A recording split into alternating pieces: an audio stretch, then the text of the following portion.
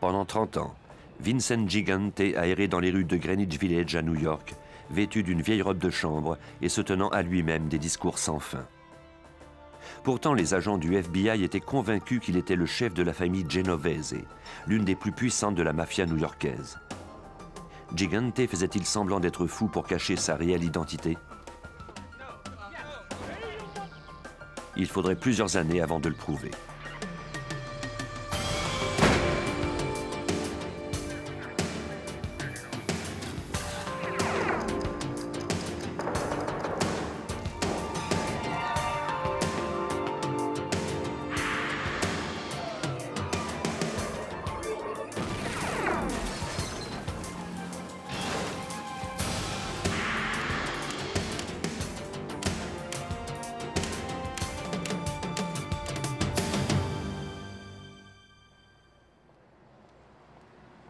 Quiconque aurait vu Gigante au cours de ses divagations aurait trouvé difficile de croire que cet homme dirigeait l'une des plus puissantes familles de la mafia new-yorkaise. Une organisation dont le long passé était taché de sang. Les origines de la mafia remontent à la Sicile féodale du XIIIe siècle, lorsque des familles se regroupent pour lutter contre l'oppression de l'envahisseur français.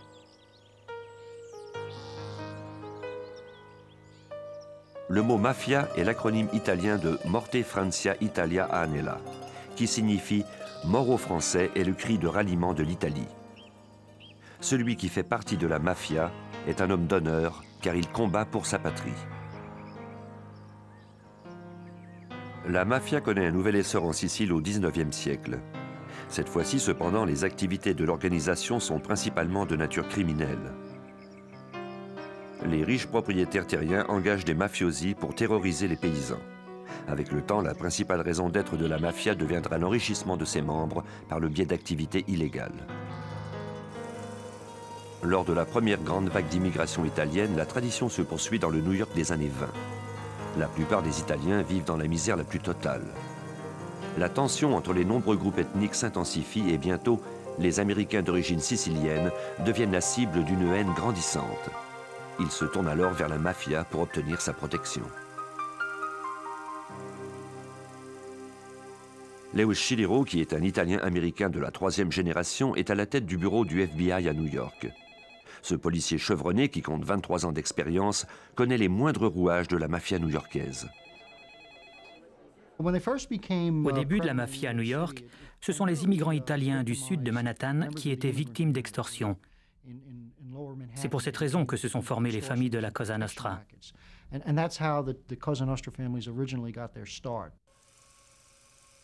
À l'époque de la Prohibition, les familles commencent à prendre de l'importance et essaiment ailleurs aux États-Unis. On conclut de nouvelles alliances secrètes pour vendre l'alcool que les clients sont prêts à payer au prix fort.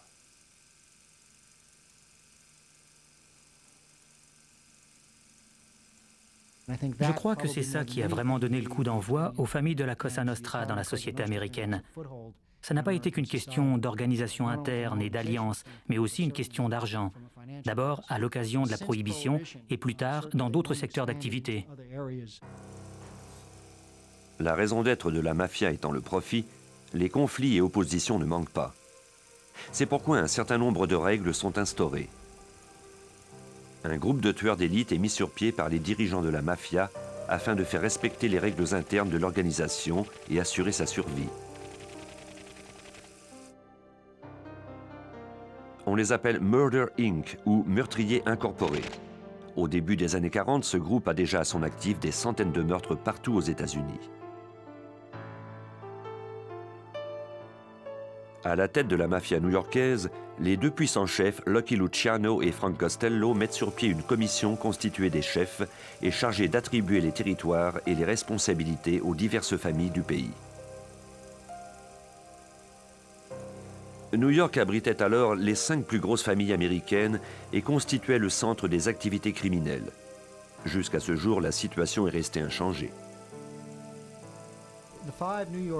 Les 5 familles actuelles sont les Gambino, les Bonanno, les Lucchese, les Colombo et les Genovese. Ces familles sont membres de la commission et leur base d'opération est New York. La commission est composée des chefs des 5 familles de New York et ressemble à un conseil d'administration dont le but est de régler les disputes entre les familles et de prendre les décisions d'affaires importantes. Chaque famille est à son tour dirigée par son propre conseil d'administration constitué d'un chef, d'un sous-chef et d'un consigliere ou conseiller.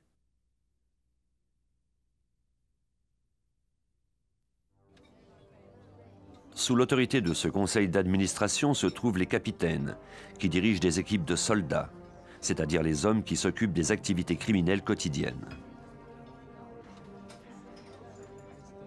Pour devenir un soldat ou ce que les Américains appellent un Goodfellow, un individu doit être officiellement accepté par la société secrète. Il doit accepter d'obéir aveuglément aux règles de la Cosa Nostra et placer la famille au sommet de tout. Si on lui demande de tuer un individu, il devra exécuter les ordres sans les remettre en question. C'était avec pour toile de fond cette communauté animée d'immigrants et d'une Cosa Nostra de plus en plus influente que grandit Vincent Gigante. Ses parents étaient originaires de Naples et s'étaient établis dans le sud de Manhattan. Vincent termina sa 8e année et entra à l'école de commerce, mais il abandonna bientôt ses études. Moins de 10 ans plus tard, il deviendrait un Goodfellow, un soldat pour la famille Genovese. Son ascension coïncidait avec une période très turbulente dans l'histoire de la mafia. L'organisation criminelle avait proliféré jusqu'au sein d'entreprises reconnues et respectueuses des lois. Les familles de la Cosa Nostra luttaient entre elles pour s'assurer le contrôle de ces entreprises, ce qui occasionnait des guerres de territoire qui se terminaient généralement dans la violence. La famille pour laquelle Gigante travaillait avait été mêlée au début de la Cosa Nostra en Amérique. Son premier chef était le tristement célèbre Lucky Luciano, celui-là même qui avait structuré la mafia américaine. Après son emprisonnement en 1936, celui que l'on surnommait le premier ministre du milieu, Frank Costello et Vito Genovese s'étaient battus pour obtenir le contrôle de cette famille. Costello avait gagné la partie, mais Vito Genovese avait commencé à comploter pour renverser la situation. Le jeune Vincent Gigante connut une certaine notoriété lorsqu'il tenta d'assassiner Frank Costello en 1957. Au sein de la mafia, tout le monde savait que cette exécution avait été commandée par Genovese. La balle de Gigante avait éraflé la tête de Costello, mais ce dernier comprit ce qu'il lui restait à faire. Peu de temps après, il déclara qu'il prenait sa retraite. Vito Genovese devint alors le nouveau chef de cette famille, qui allait désormais prendre son nom. Gigante fut arrêté pour tentative de meurtre et emmené devant les tribunaux, mais la cause fut rejetée faute de témoins. L'emplacement et l'angle de la blessure de Costello indiquaient que ce dernier avait aperçu son assaillant. Pourtant, en cour, il affirma ne pas reconnaître Gigante. S'il avait décidé de se retirer de la course, il refusait de trahir le serment de silence qu'il avait fait un jour à la Cosa Nostra. Gigante continua à enrichir la famille Genovese par le biais d'entreprises illégales. 2 ans après sa tentative de meurtre ratée, il fut arrêté et accusé de vente de narcotiques et fut condamné à une peine d'emprisonnement de 7 ans. Les membres de la mafia doivent purger leur sentence d'emprisonnement sans parler à quiconque de l'organisation. Si Gigante terminait sa peine sans révéler d'informations à quiconque, il serait récompensé. Il ne lui resterait plus qu'à éviter une nouvelle arrestation. Il fut un prisonnier modèle. Il était poli, rangé et s'acquittait de toutes les corvées qui lui étaient assignées. Il se montra si coopératif que le rapport des officiers à son endroit fut rempli d'éloges. Il fut remis en liberté de la prison fédérale de Lewisburg avant la fin de sa peine, en raison de sa bonne conduite. Il était alors âgé de 35 ans. Gigante avait eu quelques années pour mettre au point un plan qui devait lui éviter la prison pour toujours. Gigante n'entendait pas quitter la mafia. Il envisageait même de devenir le chef de la famille Genovese. Après sa libération en 1964, son comportement en public devint de plus en plus étrange. On le voyait fréquemment errer dans les rues de Greenwich Village, désorienté et semblant dérangé mentalement.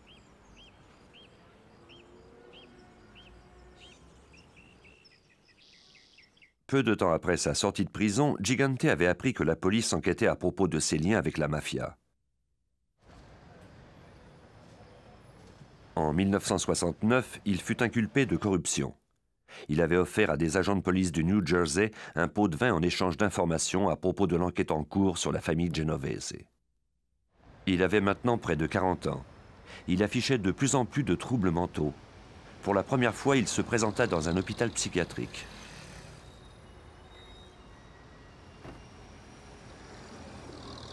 Afin de donner du poids à sa maladie, Gigante et les membres de sa famille modifièrent leur version à propos de ses antécédents médicaux. En effet, pendant l'emprisonnement de Gigante à Lewisburg, les policiers avaient interrogé exhaustivement sa mère à propos de son enfance. Elle avait alors déclaré que Vincent était un enfant heureux et en bonne santé. Seule ombre au tableau, un défaut d'élocution et un léger souffle au cœur. Il avait également fait de la boxe mais n'avait jamais subi de blessures graves.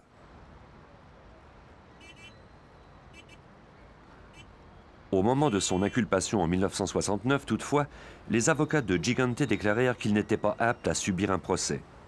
Les membres de sa famille se souvenaient tout à coup d'un tas de problèmes. Crise grave de colère, peur de l'obscurité, absentéisme à l'école, obésité, problèmes d'apprentissage. Les avocats de Gigante remportèrent la partie. Il fut dispensé de procès pour cette affaire de corruption.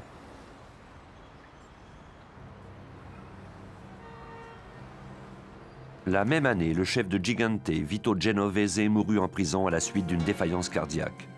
Ce dernier avait été inculpé de trafic de narcotiques.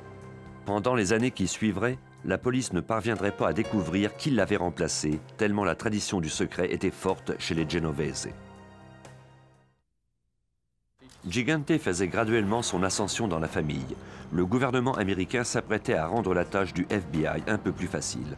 En 1970, le Congrès américain vota une série de nouvelles lois sur l'extorsion et les organisations criminelles. Ces lois étaient connues sous le nom de RICO. Ces nouvelles lois nous permettaient de considérer la famille en tant qu'organisation criminelle.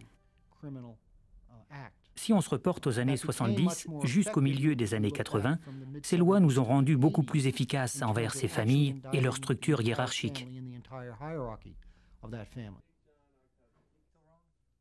Le gouvernement doit cependant prouver hors de tout doute que ces actes criminels ont été commis par un membre de celle-ci.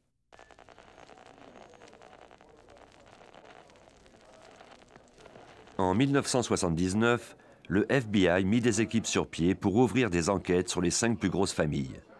L'escouade qui se chargeait de la famille Genovese apprit bientôt que Vincent Gigante progressait rapidement dans la hiérarchie de la famille. L'agent spécial Richard Rudolph faisait partie de cette escouade.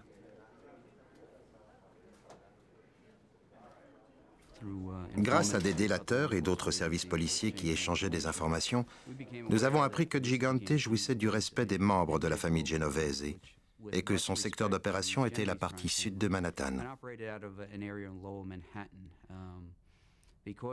À cause de son excellente position au sein de la famille, nous avons décidé de le faire surveiller.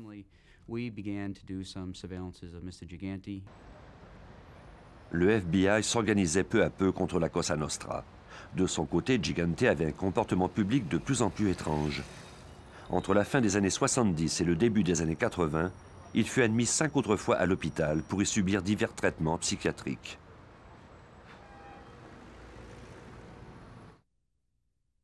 Les agents du FBI continuaient à le surveiller. Bientôt, ils apprirent qu'il fréquentait un bar appelé Triangle Social Club. C'était le lieu de rendez-vous des membres importants de la famille Genovese. Il s'y rendait presque tous les jours.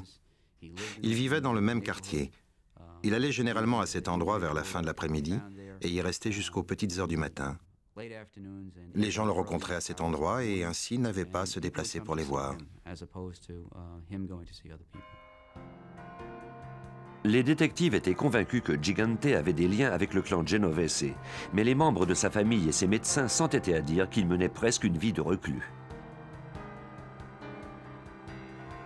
Selon eux, il était incapable de s'occuper de lui-même seul et son univers était limité au pâté de maison où il vivait et à l'église qu'il fréquentait avec sa mère.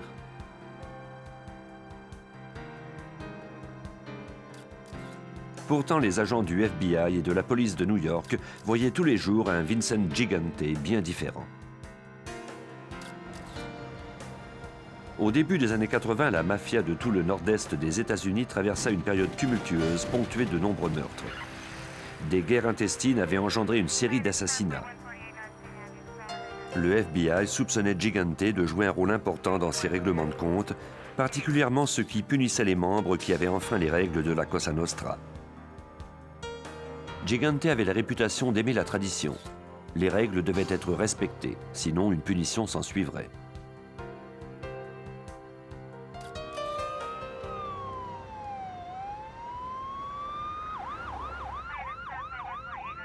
Tout commença par le meurtre d'un chef de bande criminelle de Philadelphie du nom d'Angelo Bruno. Ce dernier opérait loin de New York, mais sa famille devait répondre de ses gestes devant la commission. Gigante fut furieux d'apprendre que Bruno avait été assassiné par ses propres hommes qui voulaient prendre le contrôle de la famille. Une règle de la Cosa Nostra avait été violée. Personne n'a le droit de s'attaquer à un chef de la mafia à moins que la commission ne l'autorise, ce qui n'arrive que très rarement. Une rumeur commença à circuler que c'était Gigante lui-même qui avait lancé une enquête pour en savoir plus au sujet du meurtre de Bruno.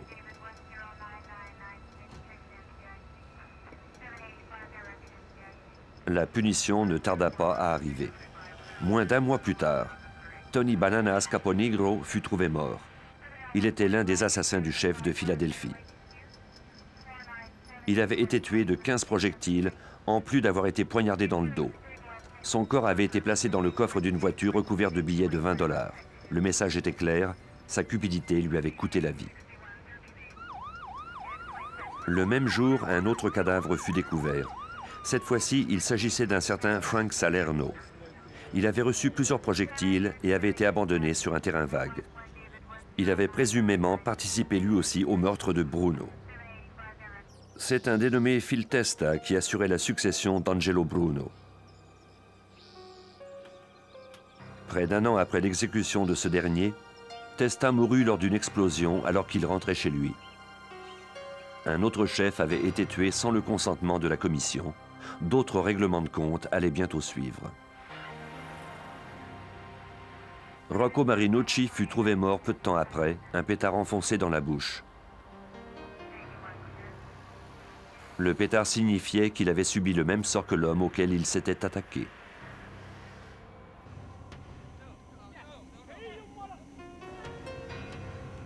Pour que la Cosa Nostra puisse se développer, tous ses membres doivent respecter les règles sans exception.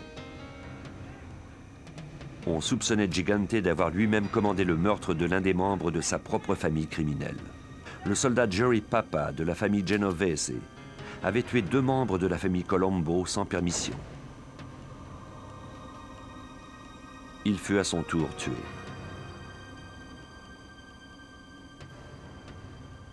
Était-ce Gigante qui désormais faisait appliquer la loi dans la division nord-est de la Cosa Nostra? Des indicateurs de l'intérieur de la mafia confirmèrent à des agents fédéraux que c'était bien lui qui avait ordonné ces règlements de compte. Mais cette information provenait de criminels avoués et aucun jury n'accepterait d'en tenir compte. De plus, les criminels sont souvent prêts à avouer n'importe quoi pour une peine d'emprisonnement réduite. Tout portait à croire qu'il était le nouveau chef de la famille Genovese. Le FBI resserra la surveillance autour de Gigante. L'industrie du vêtement, des sociétés de transport, la compagnie chargée de la collecte des ordures, la manutention du fret aérien, ainsi que l'industrie des fruits de mer. Dans la rue, le surnom de Vincent Gigante était le Chin, l'abréviation de Cincino, le petit Vincent. Par crainte d'être surveillé ou enregistré, aucun de ces hommes n'avait le droit de prononcer son nom. Lorsqu'on parlait de lui, il fallait le faire par geste, en touchant son menton par exemple. Pour faire arrêter le Chin, les agents du FBI devaient utiliser tout leur savoir-faire. Un jour, alors qu'un agent avait l'œil sur lui, une fissure apparut dans le stratagème du Chin. L'homme, supposément frêle, traversait la rue avec l'aide de quelqu'un. Des autos arrivant très vite, Gigante devint tout d'un coup alerte et s'empressa de rejoindre le trottoir. Une fois de l'autre côté de la rue, il retomba dans sa torpeur habituelle.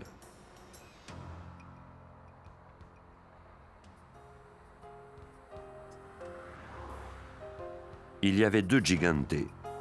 L'homme dérangé mentalement qui s'affichait en public et le chef de la famille Genovese. Les agents du FBI ignoraient encore qu'il y en avait un 3e. L'ex-femme de Gigante vivait avec ses 5 enfants dans l'État du New Jersey, pendant que ce dernier entretenait une liaison depuis plusieurs années avec une certaine Olympia Esposito. Il avait l'habitude de lui rendre visite tard le soir. Avant de se savoir surveillé, il avait d'ailleurs une apparence très soignée lorsqu'il se rendait chez elle. Nous avons découvert qu'il se rendait fréquemment à une maison située sur la 77e rue dans East Side. Nous avons appris par la suite qu'il était marié civilement. C'était son second mariage et cette maison était sa résidence.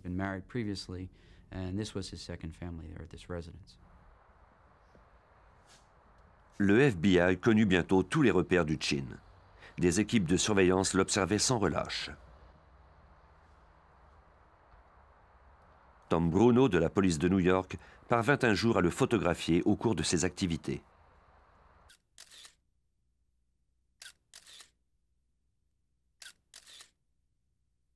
En 1984, j'ai été assigné à l'escouade du crime organisé. Cette escouade était constituée d'agents du FBI et de détectives de la police de New York. Nous avions pour mandat d'enquêter sur la famille Genovese. Nous devions également nous rendre sur Sullivan Street, où Chin Gigante vivait. Son appartement se trouvait au-dessus d'une pseudo-boutique d'animaux. Il y avait également un club social dans ce secteur. En passant devant le club, nous avons reconnu plusieurs des hommes pour avoir déjà vu leurs photos. Ils étaient devant le club ou y entraient. Parfois, ils traversaient la rue et se rendaient à la boutique d'animaux. Nous croyons que c'est à cet endroit que Gigante les rencontrait.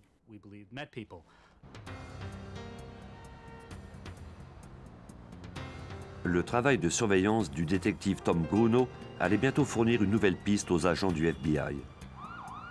Ceux-ci louèrent un appartement à proximité de la résidence de la femme de Gigante, Olympia Esposito.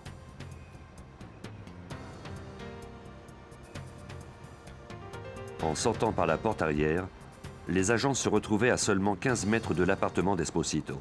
Il leur arrivait fréquemment d'apercevoir Gigante et sa femme.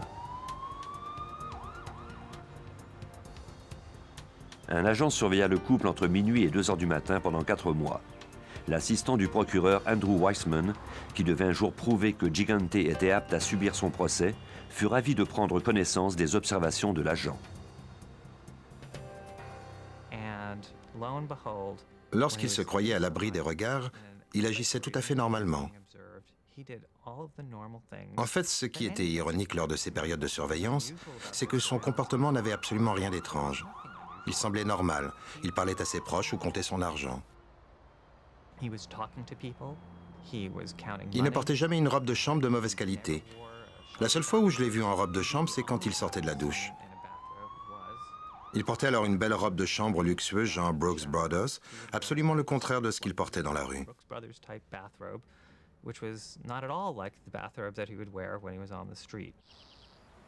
Il est devenu rapidement évident pour les agents qu'il surveillait qu'il projetait une fausse image publique.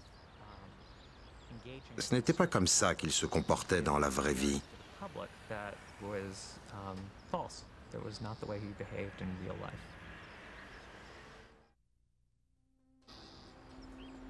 Gigante se comportait de façon étrange en public. Les agents n'avaient pas grand-chose contre lui, seulement quelques photos qui sous-entendaient qu'il dirigeait la famille Genovese. Ils placèrent des micros un peu partout et enregistrèrent plusieurs conversations.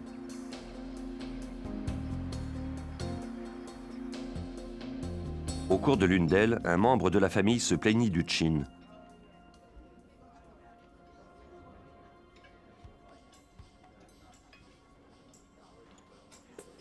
L'assistant du procureur George Stamboulidis était chargé d'écouter ces enregistrements pour préparer l'accusation de Gigante.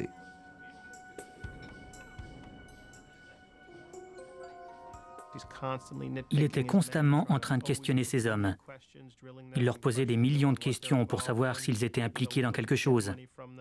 Il essayait d'obtenir de l'argent d'un de leurs rackets, ou alors il leur parlait des profits qu'il avait réalisés grâce au jeu du Triangle Social Club et des choses comme ça.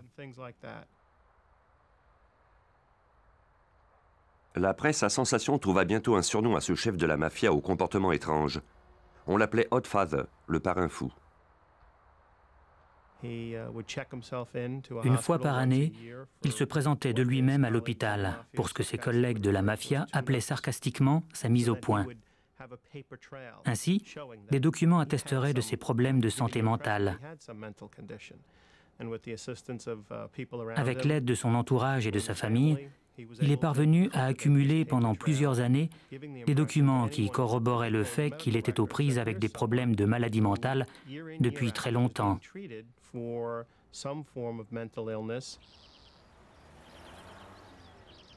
Gigante savait comment se protéger, aussi bien en public qu'en privé.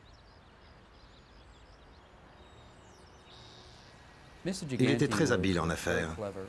Ses contacts avec la mafia étaient réduits au minimum. S'il avait des messages ou des sujets à discuter à propos des activités illégales de la famille Genovese, il le faisait savoir aux gens de son entourage. Il était très rare que l'on ait directement accès à lui. Si quelqu'un d'une autre famille désirait le rencontrer, on devait d'abord lui faire envoyer un message.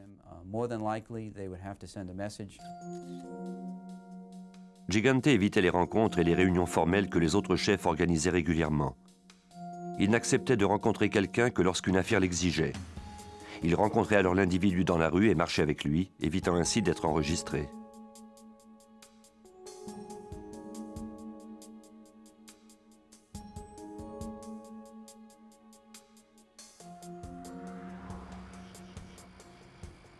Le Chin était très prudent et il soupçonnait la ligne téléphonique d'Olympia d'être sous table d'écoute. Il ne se trompait pas. Il ne parlait d'affaires que sur un téléphone public, ou alors il prenait des arrangements pour parler à ses hommes directement.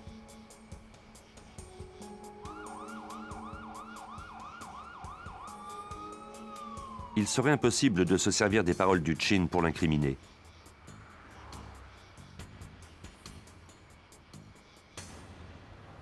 Mais les autres mafiosi n'étaient pas aussi rusés que lui. Grâce aux nombreux micros du FBI, les agents enregistrèrent quantité d'informations sur les affaires de la mafia. Au début de 1985, le ministère de la Justice concentra son attention sur une série de personnages importants au sein du crime organisé. La plupart d'entre eux furent accusés grâce aux lois RICO. Elles étaient en vigueur depuis le début des années 70, mais on ne s'en était encore jamais servi pour monter une accusation en cours.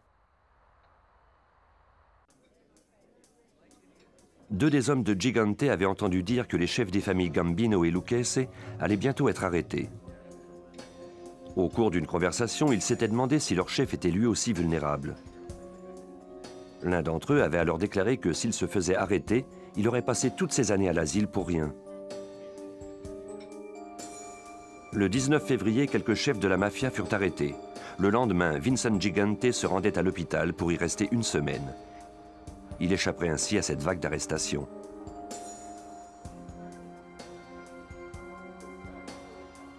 Parmi ceux qui avaient été arrêtés se trouvait Paul Castellano, le chef de la famille Gambino. Les avocats du procureur n'eurent pas le temps de le faire comparaître devant les tribunaux. Il fut assassiné. Selon les règles de la Cosa Nostra, les meurtres non autorisés de Paul Castellano et de son adjoint Tommy Bilotti étaient impardonnables.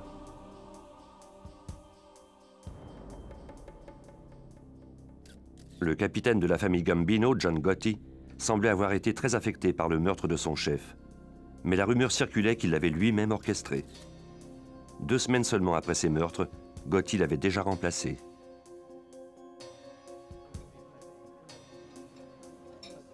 Vincent Gigante envoya un avertissement discret à Gotti. Sans mentionner de nom, il lui fit savoir que le meurtrier devrait payer pour avoir enfreint les règles. En 1987, soit 2 ans plus tard, Gigante complotait pour venger le meurtre de son ami et partenaire de la mafia new-yorkaise. Grâce à son conseiller Bobby Manna et certains membres de la famille Lucchese, Gigante organisa le meurtre de Gotti. La réunion de planification du meurtre eut lieu dans un restaurant du New Jersey truffé de micros, de sorte que John Gotti eut la vie sauve grâce au FBI. La loi oblige les agents à intervenir lorsqu'ils apprennent qu'un meurtre doit être commis. Gotti fut donc informé du complot.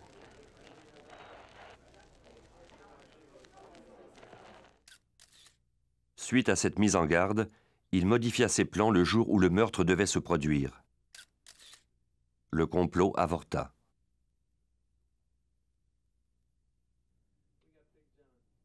Mais Gigante n'était pas prêt à abandonner aussi facilement. Il demanda au chef de la famille Lucchese, Vic Amuso, d'organiser un nouveau coup. Amuso et ses hommes devaient en planifier les détails.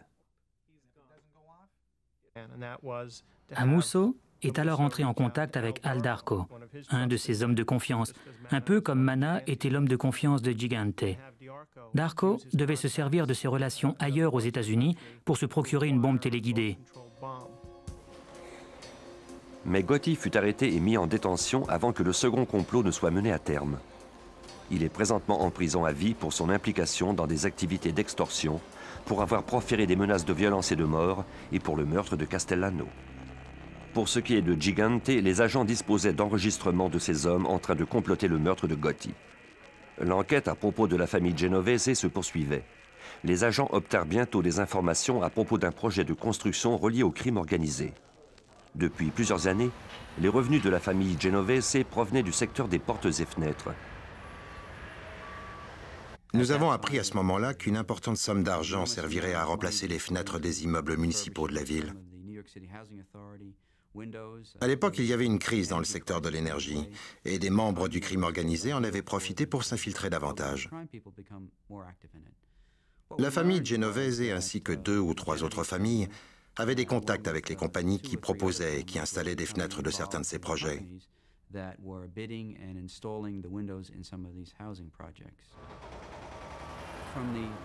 De la fin des années 70 à la fin des années 80, la ville de New York avait versé à cette industrie environ 190 millions de dollars.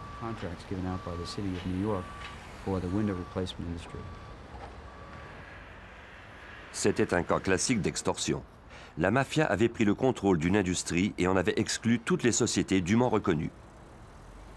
Les dirigeants des syndicats étaient corrompus. Dans un cas en particulier, celui du local 580, on avait falsifié des soumissions. Les entreprises ou les travailleurs indépendants qui respectaient les normes n'avaient pas obtenu les contrats.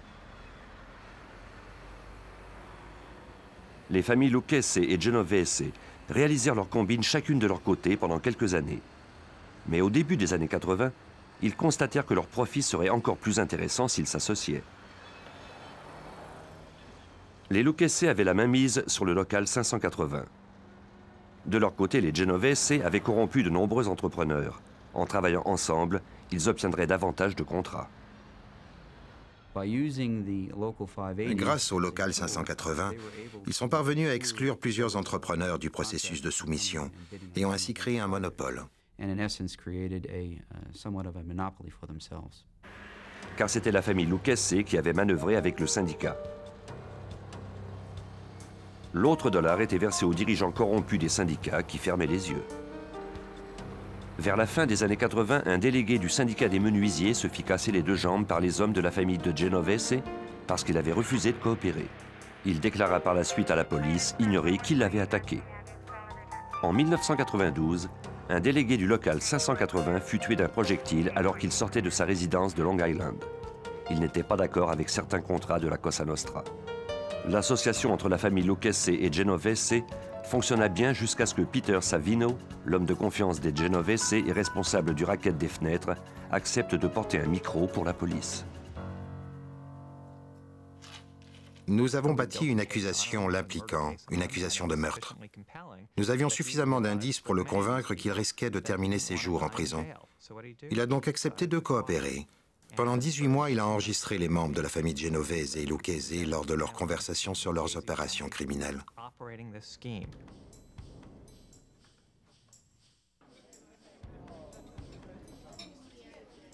Vincent Gigante ignorait que Peter Savino jouait un double jeu.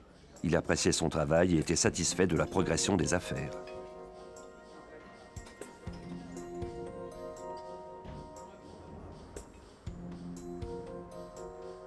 Savino gérait l'argent et les contrats. Il supervisait les soumissions et préparait les pots de vin.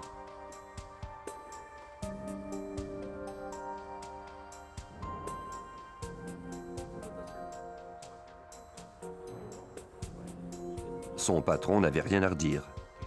Cependant, certains membres de la famille Genovese avaient des soupçons. On avait découvert des cadavres dans le sous-sol d'un immeuble qui appartenait à Savino et ce dernier n'avait pas fait l'objet d'enquêtes poussées par la police. Savino était comme une machine à faire de l'argent pour Vincent Gigante. Il versait dans la caisse de la famille Genovese des centaines de milliers de dollars tous les mois. Lorsque Gigante apprit que Savino l'avait trahi, il refusa de le croire et s'opposa catégoriquement à son exécution. De son côté, Savino portait toujours un micro et il essayait de faire dire par les membres de la famille que le Chin en était bien le chef. Peu de temps après, Gigante apprit que Savino coopérait avec la police. Furieux de s'être fait trahir, il ordonna son exécution. De leur côté, les agents du FBI avaient pris soin de cacher Savino à la condition que ce dernier accepte de leur remettre les enregistrements des milliers d'heures de conversation qu'il avait en sa possession. Savino nous a également donné toute l'information concernant la mise sur pied du racket, ses relations avec les familles Lucchese et Genovese et leur participation dans ces activités criminelles. Il nous a également décrit les interrelations entre les divers membres de ces familles et la section 580 du syndicat que l'on utilisait comme instrument pour faire marcher toute l'affaire.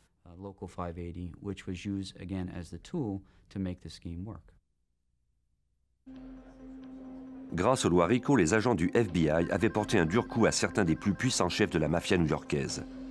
Les répercussions positives ne tarderaient pas. Certains membres haut placés craignaient de devoir purger de longues peines d'emprisonnement et ils acceptèrent de coopérer avec la police. Parmi eux se trouvait l'adjoint du chef de la famille Gambino, Salvatore Sammy the Bull Gravano. Gigante fut enfin arrêté et accusé d'avoir fait exécuter 6 individus, d'avoir comploté 3 autres meurtres et d'être responsable de 24 cas d'extorsion. On l'accusait ni plus ni moins d'être le chef de la famille Genovese. Mais Gigante savait comment éviter une condamnation.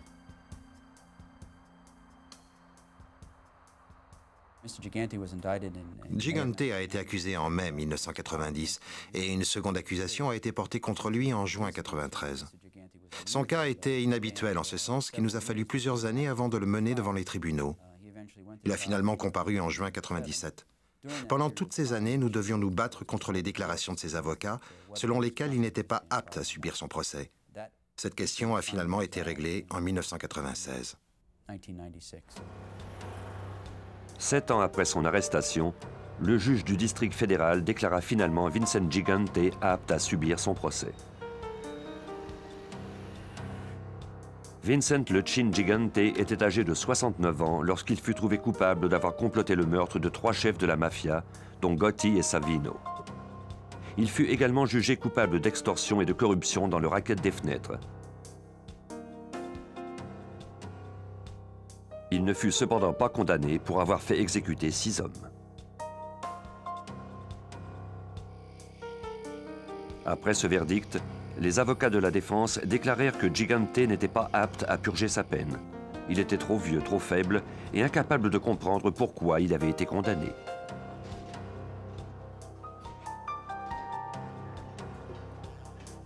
Gigante fut placé dans un hôpital carcéral psychiatrique et examiné par un grand nombre de médecins en attendant sa sentence. Il avait subi plusieurs examens depuis toutes ces années, notamment un PET scan qui permet d'étudier le fonctionnement du cerveau. En 1991, on n'avait rien remarqué d'anormal. Une autre scanographie avait été effectuée en 1993, où l'on avait au contraire remarqué certaines anomalies. Mais selon l'expert Jonathan Brody, ces anomalies ne suffisaient pas pour poser un diagnostic de démence. Le Dr Brody est psychiatre au New York Bellevue Hospital et professeur à la faculté de médecine de l'Université de New York. Il dirige aussi des recherches sur la schizophrénie.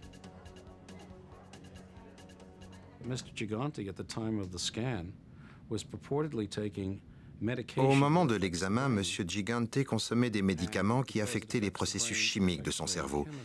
Et c'est précisément ce qu'on examine avec un PET scan. Gigante consommait des antipsychotiques et des antidépresseurs en plus de tranquillisants et de somnifères.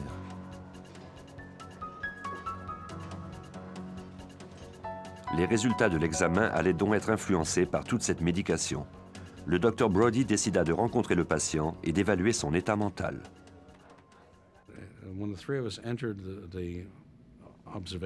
Lorsque nous sommes entrés dans la pièce d'observation, la salle d'examen où on nous l'avait emmené, j'étais frappé par son apparence.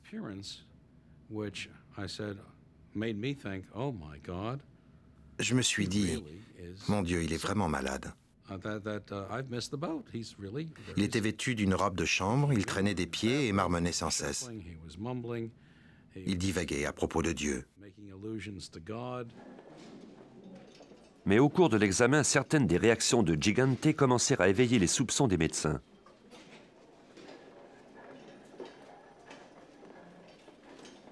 Une des choses que j'ai remarquées et que j'ai notées quelques secondes plus tard, c'est que je lui ai tendu la main et qu'il ne l'a pas saisie.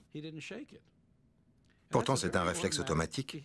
On peut tendre la main à son pire ennemi et il aura le réflexe de répondre en faisant la même chose. Lorsqu'on demanda à Gigante le nom de ses enfants, ce dernier déclara ne pas s'en souvenir. Il ignorait également à quel endroit il vivait.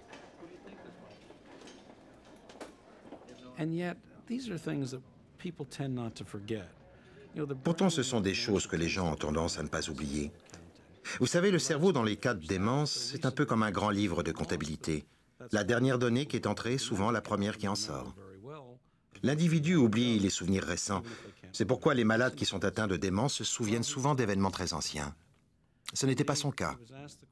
Lorsqu'on lui a demandé le nom du président des États-Unis, ce qui est une question d'usage lorsque nous procédons à une évaluation mentale, il s'est gratté le crâne, a eu un air perplexe et nous a répondu « Je devrais le savoir, je devrais connaître la réponse. C'est là, quelque part. »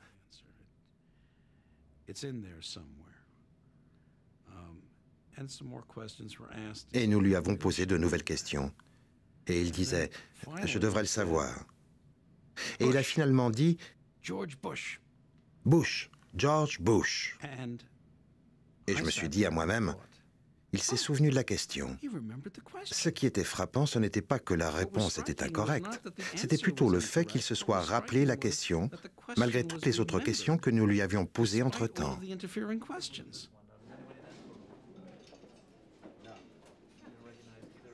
Quelque chose d'autre dans le comportement de Gigante était suspect.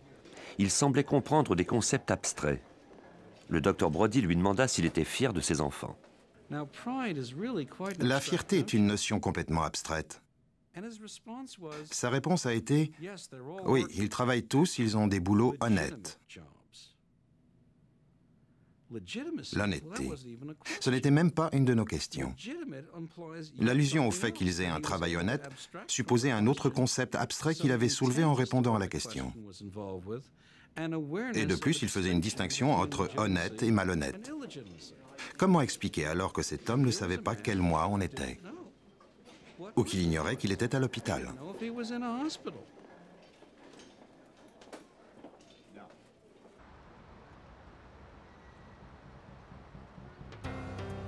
Suite à cet examen, le docteur Brody conclut que Gigante ne souffrait ni de démence ni de schizophrénie.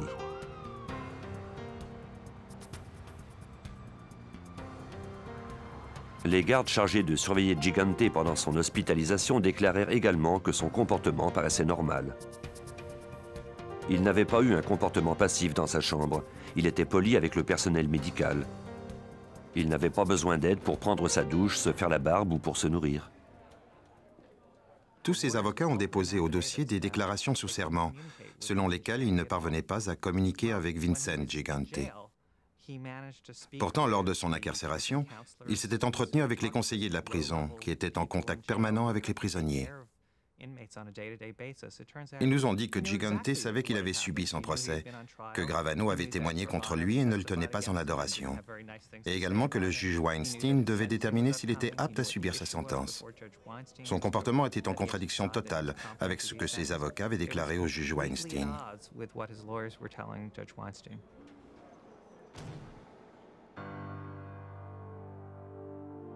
Certains psychiatres étaient cependant convaincus de l'inaptitude de Gigante. Finalement, après 5 mois et des dizaines d'examens, le juge trancha. Les capacités intellectuelles et émotionnelles de l'accusé, ainsi que ses aptitudes à communiquer, correspondent à celles d'autres accusés de 69 ans dont l'éducation est limitée. L'accusé n'est pas victime d'hallucinations. Il comprend les fondements du code criminel et la procédure. Il feint d'être atteint de maladie mentale délibérément afin d'éviter une peine qu'il craint. Par conséquent, l'accusé peut être condamné à subir une peine d'emprisonnement correspondant à la gravité des crimes qu'il a commis. Pour Shellyro, les agents du FBI et les avocats du procureur ont fait preuve de courage et de détermination pendant toutes ces années.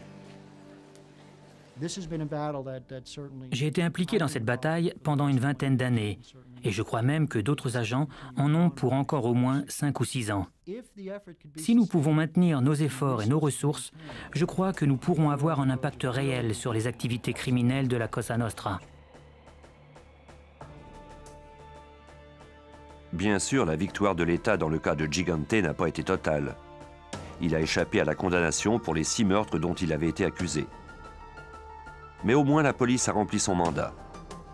Vincent Gigante purge actuellement une peine de 12 ans pour complot de meurtre et manœuvre d'extorsion. On est enfin parvenu à le déposséder du pouvoir qu'il a eu pendant toutes ces années.